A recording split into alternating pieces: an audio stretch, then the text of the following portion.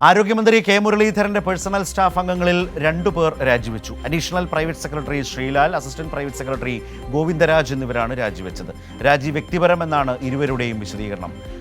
വിശദാംശങ്ങളുമായി ഇപ്പോൾ നൃപൻ ചക്രവർത്തി ചേരുന്നു. നൃപൻ, ഇത്തരം രാജികളൊക്കെ ഉണ്ടാകുമ്പോൾ എളുപ്പത്തിൽ പറയാവുന്ന ഒരു വിശദീകരണമാണ് അത് വ്യക്തിപരമായ കാരണങ്ങൾ കൊണ്ട് അവർ രാജിവെച്ചു. പക്ഷേ എന്താണ് ഇതുമായി ബന്ധപ്പെട്ട് പറയപ്പെടുന്നത്, അല്ലെങ്കിൽ കേൾക്കുന്ന കാര്യങ്ങൾ എന്തൊക്കെയാണ്?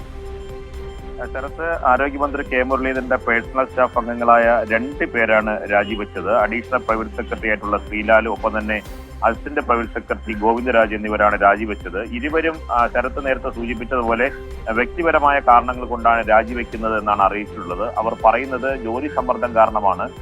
രാത്രി വരെ ജോലി ചെയ്യേണ്ടി വരുന്നു. അത്തരം ജോലി സമ്മർദ്ദങ്ങൾ താങ്ങാൻ കഴിയുന്നില്ല. അതുകൊണ്ടാണ് മന്ത്രി ഓഫീസിലേക്ക് വരുമ്പോൾ അറിയില്ലായിരുന്നോ? അവിടുത്തെ നൃപൻ, മന്ത്രി ഓഫീസിലേക്ക് വരുമ്പോൾ ഇവർക്ക് അറിയില്ലായിരുന്നോ രാവിലെ 10 മണിക്ക് വന്ന് 5 മണിക്ക് വീട്ടിൽ പോകാൻ പറ്റുന്ന പണിയല്ല ഇതെന്ന്? അറിയാത്ത ആളുകളായിരിക്കില്ലല്ലോ സാധാരണ മന്ത്രി ഓഫീസുകളിലേക്ക് വരുന്നത്. അവർ 2 പേരും പറയുന്ന വ്യക്തിപരമായ വിശദീകരണം മാത്രമാണിത്. പക്ഷേ ഈ പേഴ്സണൽ സ്റ്റാഫുകൾക്കിടയിൽ പലതരത്തിലുള്ള തർക്കങ്ങൾ അവിടെ ഉടലെടുത്തിട്ടുണ്ട്. അവിടുത്തെ ഏകോപനം നടക്കുന്നില്ല.